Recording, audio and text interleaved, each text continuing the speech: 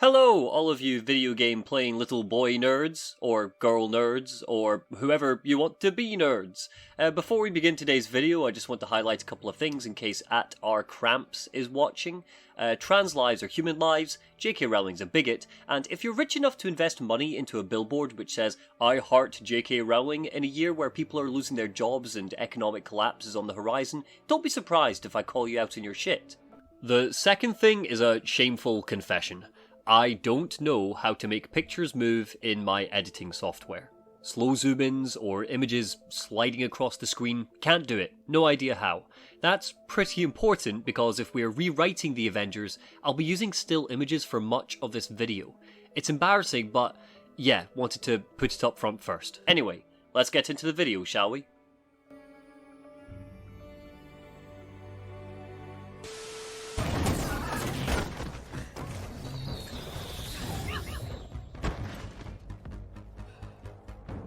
Right, so I've made no secret of the fact Marvel's Avengers infuriated me, and I promise after this video I won't talk about it ever again. Until next year when we've got a year's worth of new content to examine.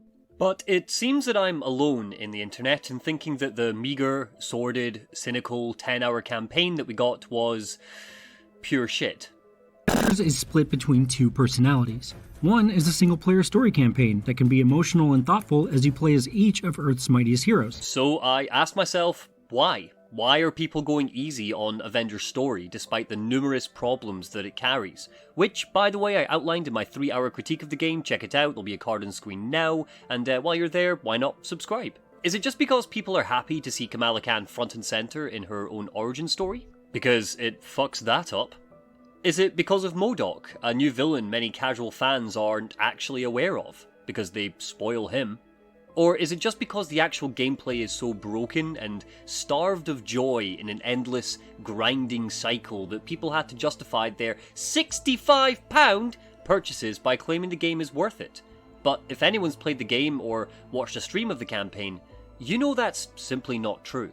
And after I hit render on my last video, I looked at the pages of discarded notes I'd put together on the game and thought, there's a much better Avengers story in here.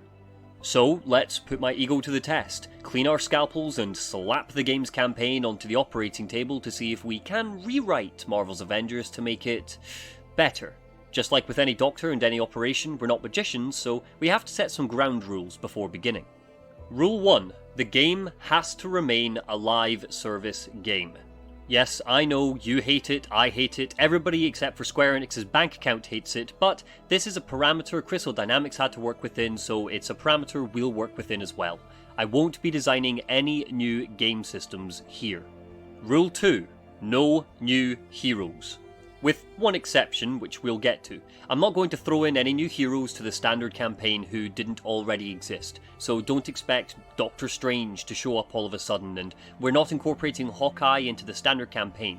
However, Marvel villains are absolutely fair game, so that 50% of our bosses aren't mechs or robots. Rule 3. The basic premise of the story must remain intact.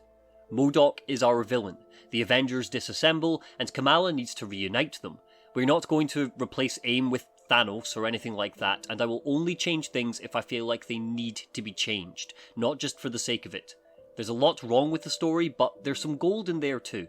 Okay, 3 simple rules. Should be easy enough to adhere to, I think. Let's begin, shall we?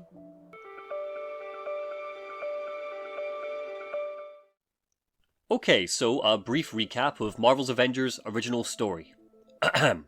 Kamala Khan is a young superfan of the Avengers. She's won a fanfiction competition, so her and her dad, the best character in the game, have been invited as VIPs to A-Day, a big celebration of the Avengers where they'll be unveiling their new clean power source, Terrigen. During A-Day, Taskmaster launches an attack and blows up the Golden Gate Bridge. The Avengers assemble and kick some ass, but unbeknownst to them, the Terrigen reactor was the real target, and it's sabotaged, blowing up the Chimera, killing Captain America, and spewing the Terrigen mist over the local population, causing superpowered beings to evolve. We then get a big dumb still image bit which summarises everything everything which happens. The Avengers disband, mainly because of Bruce Banner's testimony, and AIM, led by megalomaniacal George Tarleton, MODOK, and Monica Rappaccini, essentially take over the United States of America within a year. This is all narrated by Phil Sheldon, a character who starts the story hating on the Avengers and ends the story hating on the Avengers. Cut to years later, Kamala has now developed her abilities and is trying to find the Avengers. She finds the Resistance, and a mysterious online figure called Tiny Dancer tells her to meet up in Heroes Park. Kamala runs out in her civvy clothes and uses her powers in full view of AIM's sentries, but fails to meet Tiny Dancer. She's captured by Monica and MODOK for a nice wee chat in the back of a spooky car, but Kamala tells them to go fuck themselves and hitches a bus to Utah.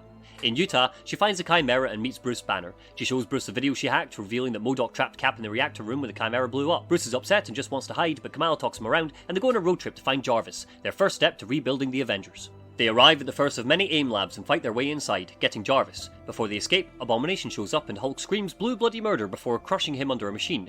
Back in the Chimera, Kamala throws a wobbly about having fucking superpowers and claims she's a freak. Bruce talks her round. Kinda. Uploading Jarvis to the Chimera, they speak to Maria Hill, who tells them that Nick Fury has gone missing, so they need to find him. The pair go off on a quest to find him, but don't, and never do. Oh well, back to the drawing board. They go to find Tony Stark. Rocking up to his house, they see that Tony's taken it hard since AIM shut down Stark Industries and the Avengers disbanded. He tells Bruce to bugger off, but they talk him round. MODOK attacks, so they all make friends. Tony returns to the Chimera.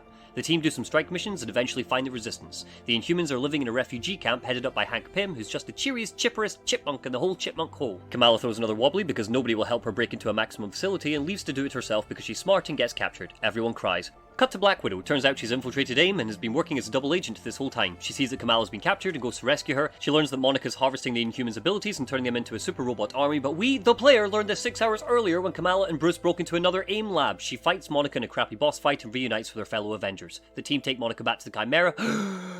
Bruce interrogates her and she gets under his skin. The team learn nothing from it, and before they could do anything else, MODOK attacks the Chimera. Thor joins the chat. The team fight off MODOK and the Chimera gets wrecked. The team learn that Cap was the reason why the reactor blew up. Iron Man and Hulk throw a wobbly. Thor has left the chat. Abandoned and alone, Kamala calls her dad, the best scene in the whole game, and then gives an inspirational speech to the Avengers so they all come back. Except for Thor. Hashtag justice for Thor. There's a secret Inhuman lab in space. So the team goes to get some parts so Tony can travel up to AIM's satellite. When he arrives, Tony finds out that Cap has been kept prisoner and rescues him. Hooray! But they discover that Monica's been harnessing his blood for experiments. Boo! The two of them escape the satellite but realise that their pod won't make it back to Earth. Thor has entered the chat. The trio head back to Earth. MODOK throws a wobbly and kills Monica because she's been injecting him with Cap's blood this whole time. Now that the Avengers are back together, it's final showdown time. The team take on MODOK, the final mission crumbles like sand, bearing the weight of bugs, glitches and arena fights. MODOK barely gets a boss fight. Kamala turns big and fights off a Kree sentry, which inexplicably seems to exist in the San Francisco Bay for no reason whatsoever. She screams about how she's not sick, when again she wasn't sick, she's a fucking superhero, and realises she was a hero all along. The Avengers hug. Aww, she returns home and we pan out on a picture which could possibly have been taken on A-Day. Hashtag when was this taken? Okay, so not nearly as brief as I suspected, but we needed to assess what our patient looked like before we start the surgery. Let's look at the diagnosis. So our patient has a lot wrong with it. Bugs, glitches, lackluster combat, boring level design, minute mission variety, but again, this video is focused on the story, so what ails it? The first thing we'll notice is only skin deep. Kamala Khan. Kamala is thoroughly misunderstood throughout the course of the campaign. She's throwing strops 1 second and geeking out over the Avengers the next. She's forced into a character arc which doesn't fit her personality, like a square peg in a round hole, or a Spider-Man story with a Batman filter. The second is right here on the left side of the chest. Our patient's lacking a heart. Poor Tin Man. All of our characters lack consistent motivation throughout. Our heroes will be fighting and punching each other 1 second, and after a fist fight against robots, they'll be best friends again. Internal conflict within the team is only surface deep. This was the whole reason we were interested in the game in the first place. Seeing these heroes fight each other is often more interesting than seeing them fight the big bad, and we never really get it. The third is that here, around the iris, despite focusing on a Marvel property, we only see like 3 locations in much of our story. Labs, random outdoor locations with a different coat of paint, or generic city streets. We're going to solve that by allowing our team to go to some actual comic locations. The fourth problem is if you look right here, around the belly, there's some clear starvation here. It's missing a lot of substance in the form of villains. In our Avengers game, we have just 3 Marvel villains. Okay, fine, 4 I guess, if you're counting Monica in a mech suit, but who's counting Monica in a mech suit? Finally, the fifth issue is actually in the hair. Narrative threads are raised and forgotten almost immediately. Can anybody tell me where Nick Fury is? More importantly, can anybody tell me what Thor was up to or how he even felt during the fallout of A-Day? What about the deal with Phil Sheldon? It seems there's an arc here somewhere which is just forgotten about. What the hell is the deal with the Kree Sentry? Where did it come from? In my honest medical opinion, this looks like assault to me. Somebody's looked at this poor story, decided it's a live service, so it just deserves to have parts of it gouged out for future content releases. It's sickening. So, let's get to the remedy.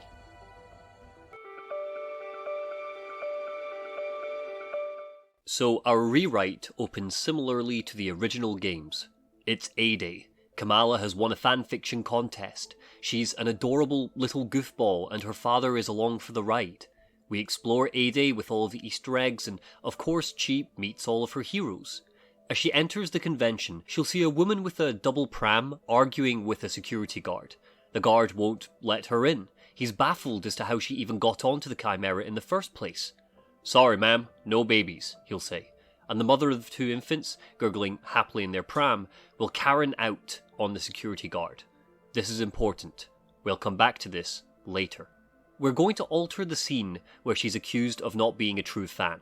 I know a lot of people have criticised it as being cringy, but a little bit of cringe goes a long way with a character like Kamala. We'll really embrace the Silver Age cheese factor, and I really liked this scene in the game. But with just a little bit of tweaking, we can start introducing a real, true arc for Kamala. That is, defining herself by how others see her, rather than how she sees herself. See, once Reese makes his dumb comment of how Kamala isn't a true fan, she'll quote Captain America back to him, fiercely scaring him off, and Cap will give her the comic book she's earned, noting that it was very brave. But Black Widow will be here as well, straight away rather than entering the scene later, and she'll add an additional comment. "You know, you shouldn't care so much what people think of you." This, alongside her father's catchphrase of "what's most important is you stay true to yourself," will build the foundations of Kamala's greatest character flaw, acting out to get the approval of others. And the gravity of the female Avenger saying this hopefully won't be lost on the player either. The rest of A-Day will play out pretty much just like it did before. Our major changes aren't going to come for a while yet. Kamala will see Bruce, Monica, and Tarleton discussing the upcoming Terrigen energy reveal. She'll witness Phil interviewing Nick Fury, and the two of them will have a moment together when she bumps into the Terrigen canister, but we're going to up Phil's unpleasant nature at the start of the game. Rather than just telling Kamala to be careful, he'll make a comment like, "You can't trust the technology of these soups. Trust me. Keep your guard up, kid." The Golden Gate Bridge will explode, and our tutorial mission will play out. The team will take out Taskmaster, and the Chimera will explode with Cap aboard it, just like before. The screen will fade to black, and fade in with Phil Sheldon standing outside of a courtroom 3 months later. Today is the day the Avengers will face the public to answer for A-Day. As Phil finishes his report, the camera pans out and we're playing as Phil? He and his cameraman, oh go on, let's make it Robbie Robertson so he can get some lovin' too, march into the courtroom. Phil's tired and exhausted. Having his secret prejudice against superheroes come to be has not made him happy. It's just made him depressed. As they march into the courtroom, there are protesters lining the halls, and we will see from Phil's perspective the damning moment when Bruce called the Avengers dangerous. As Tony gets up to leave, there's a cracking of glass from up above. Everyone looks up to see a smoke grenade has been tossed into the room. Crashing through the glass comes Crossbones. Yeah, we are going to take Captain America's assassination from Civil War and turn it on its head. As Crossbones crashes to the ground, our perspective cuts from Phil to Thor. Look at that, we're an hour in and our version is already giving the sexy Asgardian some extra attention. Thor is the only one able to summon his abilities on command. Stark doesn't have his armor nearby, Widow hasn't brought her weapons into court, and Banner isn't exactly in the mood to Hulk out after turning on his friends. Cue a short boss fight with Crossbones in the courtroom. During the fight, the surrounding area has destructible elements. Thor and Crossbones trash the area, and before the fight can come to an end, whoosh! Half a dozen prototype AIM robots swoop in and cleanly detain both the villain and the hero before further damage can be caused. A hologram of Tarleton appears and orders Thor to stand down. He looks at the carnage from the fight, looks to his friends, and bifrosts the fuck out of there. The astonished room applauds Tarleton. The Avengers are appalled. It's clearly a setup, but the people have fallen for it. This is how AIM's grip on the country begins. An engaging, short, transitionary set piece to bridge the gap between A-Day and AIM's rise to power. A few years later, and the scene in Kamala's room plays out just like it does in the game. We transition from Phil Sheldon reporting on the events in the courtroom, and the camera pans out to show her bedroom. Her father tries to convince her to go away to his summer camp, and she tries to talk around it. He knows that she's a superhero. He knows that she's out on the rooftops every night. He takes particular note of the many, many, many Carol Danvers posters on the wall. It's clear they make him uneasy, but he's committed to his daughter's happiness, and the emphasis on it being Captain Marvel memorabilia will be particularly important later. Kamala hacks into the Resistance, downloads the encrypted file, and speaks to Tiny Dancer, who tells her to meet up at Heroes Park. She suits up to head out across the rooftops, but suddenly her police radio goes off. Despite knowing that it means she might miss out on meeting with the Resistance, Kamala's first duty is to be a hero, so she races across the city, arriving at a Samaritan Center. It's being raided by a small crew of watchdogs. These guys didn't get nearly enough to do in the base game, so let's throw them in now. So, with her homemade kit on, Kamala looks through the rooftop and sees a small band of volunteers who are all tied up. The thug guarding the hostages is slapping them around, and he stops at one of the crew members. "Don't I know you?" he says. Let's make him Cockney, why not? Thor looks him fiercely in the eye. "I cannot imagine why you would," he says calmly. The thug smacks Thor in the stomach, but he doesn't react. "Cheeky git," the watchdog smirks. Yup, we're bringing Thor back already, but he's clearly in hiding. The threat of AIM is too great. He can't reveal his true identity. Kamala doesn't have that problem. She recognizes Thor but drops in and fights through the thugs. By the time she's finished, she turns to rescue Thor, but he's gone, having rescued the other hostages during the fight and escorting them to safety. We'll learn more about what he's been doing later. For now, Kamala hears sirens in the distance and escapes, heading to her rendezvous at Heroes Park. Not only does this show how reckless Kamala is, one of her greatest character flaws, but it also shows that despite the fact the Avengers are gone, she's still doing what she believes to be right, acting as a vigilante, and it also hints to Thor's whereabouts, giving him a little bit more screen time than the ridiculous 5 minutes he gets in the original campaign, #JusticeForThor. It's a simple way to make Kamala feel small. She's Spider-Man here, a friendly neighbourhood superhero helping out the local area. She's not an Avenger. Not yet. Heading to Heroes Park, Kamala works her way around the AIM robots. However, because the original has a half-assed stealth system, my rules forbid me from designing new game systems, so we can't dedicate time to working on a focused stealth mechanic for Kamala to use. So instead, we'll do what I suggested in the last video. We use Kamala's shape-shifting ability. She transforms into one of the proto-synths and cautiously marches to the meeting spot. When she arrives, the scene with the drunkards near the Cap statue will play out much like before, but she can't stand idly by while these dickheads pick on this wee guy, so she saves him from being assaulted, but breaks her disguise in the process. As he screams at her to get away from him, Monica marches forwards and knocks her out. We're not dragging Kamala through some sewers, we're getting straight to the point here. Kamala awakens in a black car with MODOK and Monica.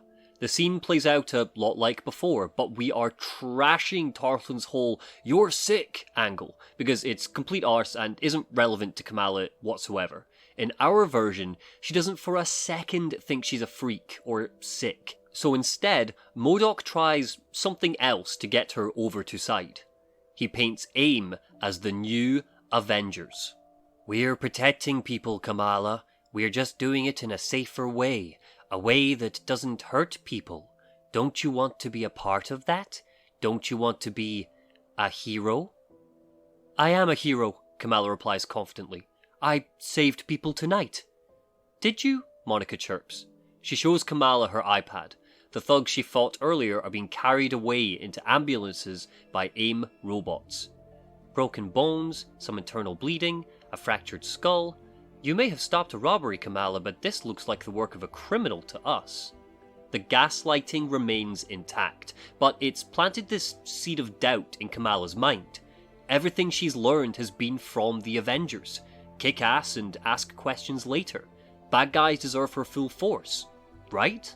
In her anger and confusion, she breaks out of the car and goes on the run. There's a chase scene featuring the synths like in the original, but ultimately Kamala escapes, leaping onto a bus to Utah. She lies to her father about where she's going, claiming she's going to that summer camp he mentioned earlier, and off she goes to the Chimera. Once Kamala finds the Chimera, she finds Cap's shield for that cute scene where she tests a superhero pose, and of course we get our Hulk chase scene. Except at the end of the chase, a tutorial doesn't happen. Something else does. Cue our Hulk boss fight in the hangar of the Chimera. Yeah, I can't believe there are two clear opportunities in the original game for hero-on-hero boss fights, and Avengers goes right on ahead and just pisses in the wrong hole both times. As Kamala, we'd face off against the Hulk in the hangar. Without any support, without Jarvis, without backup, she's in dire straits here.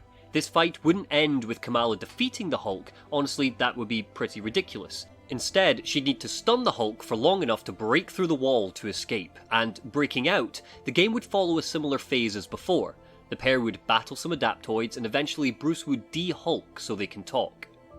The scene which follows would be pretty identical to the original games. However, rather than the dumb road trip scene where the pair don't talk on their way to Jarvis, we'd get a scene where Kamala's father tries to call her and she declines the call. Bruce will notice and we'll see his first official attempt at mentoring her. By the end of the original, it felt like the game wanted us to grin from ear to ear that Bruce and Kamala have finally come to an understanding, but their interactions only ever boiled down to Kamala screaming about being a freak and Bruce not knowing what to do with this reaction. He'll tell Kamala about Monica, seeing as we have very little in the way of information about their relationship in the base game.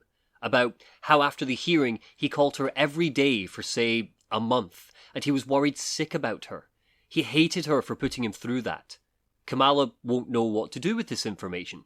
She'll furrow her brow and say, "So you're saying he's gonna hate me?" And Bruce will stumble over his words to try to explain that that's not the moral of the story, but ultimately he can't figure out what the moral is, and the conversation dies. Hell, to lighten the tone, maybe we could get a road trip montage of the two on the road, fixing a tire, getting coffee from a roadside cafe, and Bruce looking uncomfortable, that sort of thing. The two will then embark on their journey to the AIM lab. We'll see that Bruce is slowly beginning to spiral after being reminded of his anger towards Monica. Kamala will notice and comment on it, and he'll snap at her, his skin turning green, asking her to drop it. As we enter the main lab, Kamala will look around at the pods where the test subjects were taken.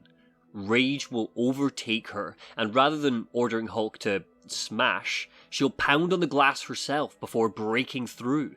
The pair will fight off some robots if they must, but the main goal here will be on the destructive environment, smashing machines, pods, test equipment. Both of them will be suitably amped up, especially Hulk.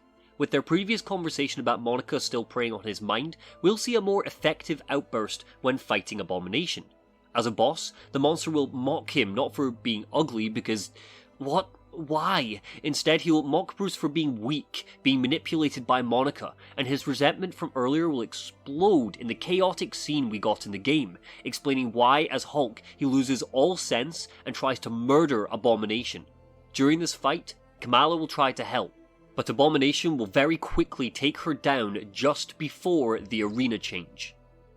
Returning to the Chimera, we'll take this scene between Bruce and Kamala and refine it to remove all of the "I'm a freak" isms. Bruce will introduce Kamala to her room, and Kamala's lack of confidence will shine through. "I don't deserve this," she'll say. "I don't deserve to be here." Bruce will ask her what she's talking about. "I was useless back there." Bruce tries to comfort her again, saying, Hey, no, you weren't useless, you were great, you helped." "No," Kamala will reply, "I wasn't. I'll never be like you, or Black Widow, or Captain Marvel." This will stun Bruce. We'll see again that Kamala is defining herself by how she compares to the OG Avengers, the masters of the craft. Kamala still hasn't realised what failures the team were, but he doesn't have the heart to tell her. Kamala doesn't think she's big enough or strong enough to truly make a difference. For now, Bruce won't be able to say anything to make her feel better. He's still wrapped up in his own shit. As he begins to leave the room, Kamala will ask an important question. Who did this room belong to? Before, I mean. Bruce will look around. He's genuinely not sure. He doesn't remember. I'm not sure, he says. We'll come back to this later.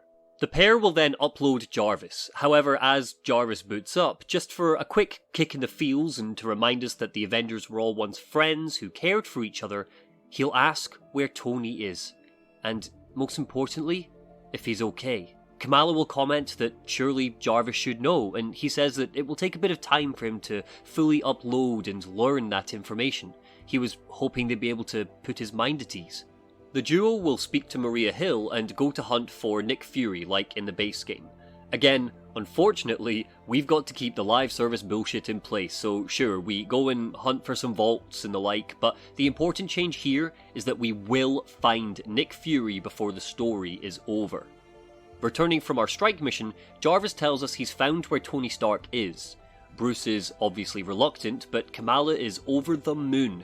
Jarvis replies with, "And you'll never guess where he is, Mom." But before we find out where Tony is, we are going to cut to AIM. An embarrassed and grumbling abomination trundles through one of their labs, searching for Monica. He starts roaring for her, knocking alerted guards aside in a dimly lit hallway. Monica will turn a corner with a forced smile on her face and welcome him. "Abomination, how did you find me?" "You're not exactly difficult to find," Abomination will grunt. "Tarleton here?" "Absolutely," MODOK's voice clangs out over the speakers. "What are you doing here, Emile? I thought we had an agreement. You wouldn't arrive to one of our facilities unannounced. Ever." We'll learn two things here. One, that MODOK goes to great lengths to call any and all superheroes or supervillains by their birth names, refusing to participate in these old world labels. The second will be that MODOK is well aware that Abomination is working for AIM, but isn't happy about it. He also believes that Abomination is the only soup AIM has in their employ. This will be made explicit. MODOK really does not want to be working with villains of the hero age, but it was Monica's idea. "It's Hulk." Abomination will eventually snarl. "Banner," MODOK interrupts. "Whatever, and he isn't alone. There was a girl with him." Monica is looking over the CCTV footage of Hulk and Kamala trashing their lab. "It's Khan," she mutters. "Why didn't you stop them?" "Don't you think I tried?" Abomination turns on Monica and MODOK's fingertips spark purple. Half a dozen turrets drop from the roof. He reels up in his chair so he's taller than Abomination and, sure, yeah, I guess we can have the wolf story from the original game here, seeing as I got a giggle out of it. As Abomination turns tail and stomps away, MODOK will cast his eyes over to Monica. "Don't think I've forgiven you for involving him." He'll leave her, and as the camera pans down, we'll see the tablet in Monica's hands have profiles of a few supervillains, hinting there may be more out there under her employ, unbeknownst to MODOK. Cut to Tony Stark. A bright, golden light shines on his face from between some rundown blinds. He blearily awakens. "Jarvis," he mumbles. "Jarvis, close the blinds." There's a beat. The camera pans out as Tony leans over and pulls a piece of string. A complex, mousetrap-like contraption plays out and eventually the blinds shut. He lays his head back and sighs. "Thank you, Jarvis. Coffee, whenever you're ready." Awakening, we'll now start playing as Tony. He complains of having a headache. He's disheveled. He's living in a dump. The walls and sheets are covered in unknown stains. Tech is cluttered in the corners of the room. Worst of all, we see bottles of beer, whiskey, you name it, littered on the surfaces. Since A-Day, he's reverted back to his alcoholism. a nice nod to the Disassembled comic where he's manipulated into behaving drunkenly, thus losing his job as Secretary of Defense. The player's first task as Tony is simply to turn the kettle on. He pours himself a cup of coffee and drinks it. Giving a satisfied sigh and rubbing his temples, we hear him mumble again. "Oh, thanks, Jarvis. What would I do without you?" And then there's a loud boom from outside. Tony's unfocused eyes lock into place, and he bursts out of the front door of this space. Emerging into broad daylight, we see where he's been hiding out this whole time. The Savage Land. So for those of you who might not know, the Savage Land is a fascinating location from the comics. It's essentially a mesh of advanced technology and the Triassic period in the heart of Antarctica, surrounded by active volcanoes, run by lizard men, and yes, you're damn right it has dinosaurs. By this point in the story, we've had warehouses and aim facilities and deserts, so changing up the pace by dropping us in the shoes of Tony brings about some much needed diversity. The boom we heard earlier is the Chimera landing on the outskirts of the village. Tony immediately recognizes it as it lands about a mile away. "Jarvis, what are they doing here? We don't want anything to do with them." We see the lizard race peeking out from their homes. They ask Tony what's going on and he groggily replies that he doesn't know. Dashing inside, he pulls together scraps of his Iron Man armor similar to the base game and heads out. As he travels through the tropical forest towards the Chimera, he'll mumble and grumble to Jarvis, and it will soon become clear that he's become delusional in the 5 or so years which have passed since A-Day. Tony is convinced that Jarvis is actually listening and speaking to him. Despite no longer trusting the Avengers due to Bruce's actions at the court hearing, Tony is lonely. He felt abandoned by his friends and turned back to drink, hiding out in the Savage Lands so he wouldn't be constantly reminded of his failures and the betrayal of his friends after A-Day. And now the Chimera has landed not a mile away. It's his worst nightmare, but he's also secretly, deep down beneath his delusion, hopeful to see them again. Before Tony can reach the Chimera, he can face off against some Savage Land enemies, zebra men, tree people. Hell, even a couple of dinosaurs would be pretty cool. Seriously, the Savage Land is so fucking cool, man. When are we going to see it in a movie or a video game? What? Eventually, Tony will come across Bruce and Kamala, who will be facing off against some of the locals. He'll sigh reluctantly and help them out, but halfway through the battle, AIM will appear and the trio will have to battle MODOK's forces. He openly questions how AIM could have possibly found him. During combat dialogue, he can rib Bruce and blame him for bringing AIM to this secluded spot. What we're doing is we're flipping the original game's meeting of Bruce and Tony on its head. The battle will happen before Tony and Bruce get to speak, rather than afterwards. We're not going to fall into the trap of interrupting interesting character conflict with waves of enemies. Once MODOK is defeated, the scene will play out much like before. Tony will punch Bruce, Kamala will intervene, Tony will scream and shout, and eventually he'll yell, "Come on Jarvis, let's get out of here!" And for the first time in 5 years, we'll hear a genuine reply. "Sir, I believe it might be best if you come with us." At hearing Jarvis's voice, Tony breaks down and cries. Bruce goes to help him up, but Tony pushes him away, swearing that they're not done. Kamala gently tells him that she has something he might want to see, but again, it isn't until Jarvis coaxes him in that Tony climbs inside the Chimera. Tony and Kamala will momentarily bond over her hacking abilities, and he'll praise her, but he won't say a word to Bruce, who'll lurk in the background. Despite being with the others again, Tony still feels broken. He spent 5 years talking to himself, and now Jarvis is actually replying. It's got him on edge. We can have a couple of little moments, like him entering his room and searching for alcohol, desperate for a drink. Jarvis can tell him that there's no alcohol on board the Chimera, and he snaps, asking, "Who the hell did that?" "You, sir," Jarvis replies. I think it'd be really fun to have Tony and Jarvis be like an old married couple over the course of the game. Tony will be feeling isolated. He's still not speaking to Bruce, and Kamala is like half his age. He'll be relying on Jarvis more than ever. Now that we have our trio together, we are not going to do strike missions.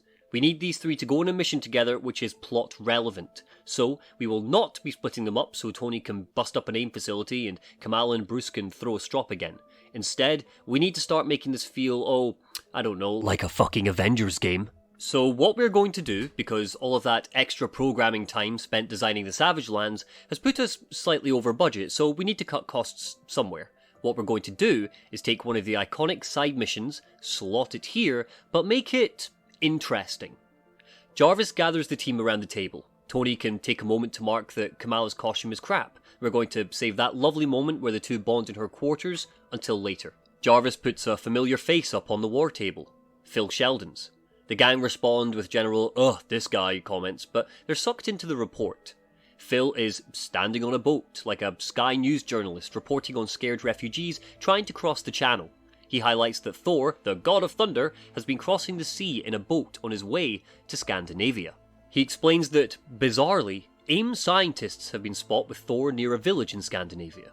We can see from Phil's tone that he seems unsure about whether or not this is a good thing. Remember, in our version, Phil isn't a total creep. He's clearly having doubts about how he feels in the age of AIM, and throughout the rest of the game, we'll sprinkle his news reports just like in the base game, but showing more of his doubting personality. I also liked Thor's iconic missions taking place in Scandinavia due to his Viking relevance, so we'll keep them there as well. The team decide they have to find out what the hell's going on, so they hop in the Chimera and fly off to Scandinavia. This mission has got to achieve 3 things. Number 1, it's got to establish what the deal is with this game's version of Thor. Number 2, Kamala needs to see the Avengers mess up firsthand. Number 3, we need a hint of where Black Widow is. By the end of this mission, 4 hours into the game, it should feel much more like an Avengers game, where all of the characters have been given at least a pinch of sugar, rather than it just being the Kamala and Bruce show. Remember, by this point in the base game, we have Bruce, Kamala, and Tony standing on the Chimera with their dicks in their hands, waiting for the plot to do something. Arriving in Scandinavia, the team see a bright burst of energy in the sky. They fight their way over to the battle zone, and it's there they see the Woken, members of AIM, who are building their own Bifrost. A man who looks an awful lot like Thor stands by the site, bossing the thugs about. The team question what's going on. Jarvis tells us there's something off about Thor's biological signature, but before our trio can launch into battle, Jarvis tells them to wait. He sees 2 strange readings to the north and east of the Bifrost. We cut to Black Widow. She's alone aboard a dropship, in her AIM gear. In our version, we are keeping her as an AIM double agent. Her motivations aren't absolutely clear just yet, but come on, it's Nat. We know she hasn't turned over to the dark side. She's been sent in to investigate this Bifrost as well, alongside other AIM drones. Monica speaks to them over comms, telling them to investigate and shut down the Bifrost at any cost. She drops into the map alongside her AIM comrades and fights her way to the Woken. She doesn't know what she's going to do when she gets there, internally conflicted between blowing her cover and helping Thor if she finds him. When she arrives, there's a burst of electricity in the sky and a picture is illuminated in front of her. She sees Hulk, Iron Man, and Miss Marvel brawling with Thor at the edge of a cliff. Bodies of the Woken are strewn around. Cue a 4-stage boss fight. Each of our heroes, Bruce, Tony, and Nat, will need to take off a third of Thor's health before it swaps us to the next hero. Kamala will not fight Thor. This is important. She's still fresh. The other heroes will tell her to stay back, fight off the surrounding AIM grunts. Kamala has not earned a real boss fight yet. She didn't even get to truly battle Hulk earlier, just had to hold him off long enough to escape. Sorry Kamala, we will get there. As the boss fight begins to wind down, it's clear that Thor is simply too strong. We are faced with an all-is-lost moment for the current team. We cut away to the bottom of the cliff our heroes are fighting on. We see Thor, the real Thor, standing in his boat, looking up at the lightning-crossed sky above. He's unarmed, he's in civilian clothes. Playing as him, we scale the cliff face. He can't fly, he's given up his power since A-Day, disgraced. As he reaches the top, he's met with a familiar sight. His friends all battling this imposter. He doesn't know what to do, he doesn't have his powers anymore, but he immediately recognizes what's going on. It's Loki, got to be. Without thinking, he races into the fight, hammerless. "Brother!" Thor roars. The imposter Thor looks to him and smiles wryly, all facade dropped. "So, you came!" he shouts. "Isn't it beautiful?" He gestures to the Bifrost. "I think it's almost an improvement over the original."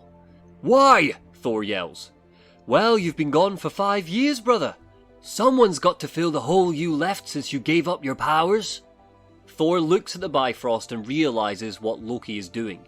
Hulk roars and charges at Loki, but with his fake Mjolnir, Loki pins him to the ground. Realizing that his old friends are about to die at the hands of Loki, Thor roars in fury. All of the disgrace he's felt since A-Day comes exploding out of him. Lightning strikes him, his flowing cape appears. He stretches his arm around, and there's a vibrating beat. Loki is astonished. Mjolnir comes flying from across the sea. We can have a clip of it lying at the base of Captain America's statue if you like. "Behind you," Thor grimaces, and Mjolnir clocks Loki across the face. He hits the deck and vanishes. Thor catches Mjolnir. The two are reunited, but the fist pump moment is short-lived. The man-made Bifrost begins to malfunction. It's about to explode. The AIM forces begin to retreat. Black Widow looks longingly at her friends from behind her mask, but Monica barks orders at her from comms. For now, her place is on the inside. She slips away before anyone can realise. The team race away as the Bifrost continues to overload. Hulk bounds ahead, Iron Man picks up Kamala, Thor flies away, and as the group land at the Chimera, they see the insane explosion in the distance. Luckily, it wasn't near a residential area, but still, this has been a catastrophic failure. Kamala looks at the explosion, like something out of a comic book. She doesn't realise that the collateral damage has been colossal. A small portion of Scandinavia has just been blown to hell, but she's on a high from helping to defeat Loki. The team collapses outside of the Quinjet. Nobody's ready to move yet. "We did it," Kamala says. "So you say," Thor muses, but he seems unfazed by the explosion. "We have stopped Loki from completing the Bifrost, but at what cost? What of the creatures that live here?" He catches himself, seeing Kamala's traumatized face. "But alas, you saved a lot of people this day, Kamala Khan."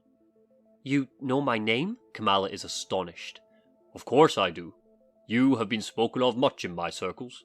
However, I have heard you go by another name, Ms. Marvel." "Oh," Kamala's embarrassed. "Yeah, stupid really. I just really looked up to her and—" "You need not explain. You saved my life in San Francisco, me and my companions in Feast. You've earned quite a name for yourself. However, I did not realize you were the same woman I met on that fateful day 5 years ago." It doesn't need to be Feast, that's more New York, but you get the idea. Further dialogue will reveal to us that Thor gave up his powers after A-Day, which is why he couldn't protect himself that night when Kamala rescued him. He's been working for this charity organisation to do some good in the world. We can now create another iconic mission later, where perhaps Thor's old workmates are being harassed by watchdogs again, and he can go to help them. For now, though, he has rightly planted the seed in Kamala's mind that perhaps this wasn't the great success she thinks it is. Thor is praising the person she is, but all Kamala hears is that she has a reputation, that others are defining her in their own circles. Thor is now part of the team. Some further chat will take place outside the Quinjet, getting Thor up to speed with MODOK's nefarious schemes, and questioning why one of the AIM agents was helping them. The gang quickly come to the conclusion that it had to be Natasha, but they don't know how or why she's working with AIM. Tony doesn't particularly trust Nat right now, and Bruce essentially tells him to piss off. It will become clear that, despite Thor regaining his powers, he still doesn't feel worthy of them. The team will return to the Chimera, and because I guess we have to, there will be a couple of strike missions focusing on AIM facilities or whatever. Again, we've got to keep within the realms of what Square Enix are making. However, after one of the strike missions, I believe it would be key for two scenes to take place. The first is that Tony will stumble into Thor's room, perhaps looking for a secret stash of mead, and walks in on Thor on the phone to his boss. Thor will be apologising profusely, saying he won't be able to make it into work tomorrow but hopes to come back soon, and his boss can give him an absolute bollocking down the phone.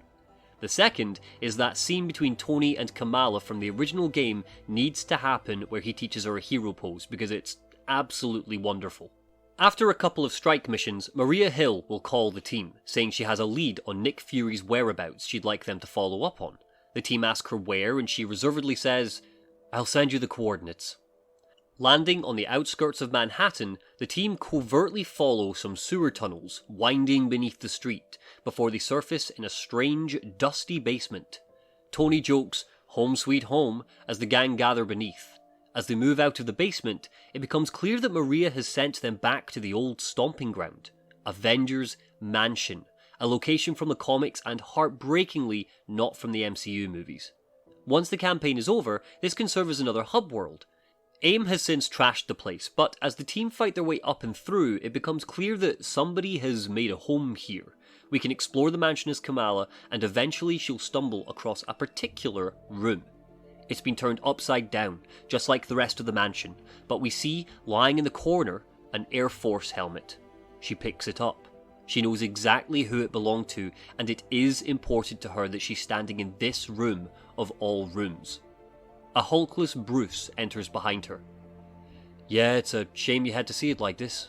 It was beautiful. Once. This scene will purposefully frame Bruce as being nostalgic for the good old days. Despite his reservations about the Avengers, it was a home for him. They helped him take control of his powers. This was hers, wasn't it? Kamala whispers. Captain Marvel's? Yeah, Bruce mutters, and smiles. Wish you could meet her. She'd like you. Oh my god! Kamala tries to keep her excitement in her pants. Where is she? Off-world. We haven't seen her in about a decade. Bruce takes a deep breath. He looks pained. Good thing Tony's downstairs. Not sure he could take to seeing her room. Kamala gives him a quizzical look. There's a beat. Oh, so the rumors were true? They were together? Yeah, for a while, but before Bruce can say any more, there's a crash downstairs. We'll save any further information about Tony and Carol Danvers for future live updates. Again, we've got to keep content free for the future. For now, our two heroes share a look and rush downstairs. As they enter the dining hall, they find Crossbones. It's revealed that Crossbones was paid by MODOK to stage the attack during the court hearings. He's been working with AIM this whole time. He cracks his knuckles, and a boss fight ensues. We would play as Iron Man here, with Hulk backing us up. Kamala and Thor would get some bonding time in the grounds, holding off AIM forces which are converging on their location.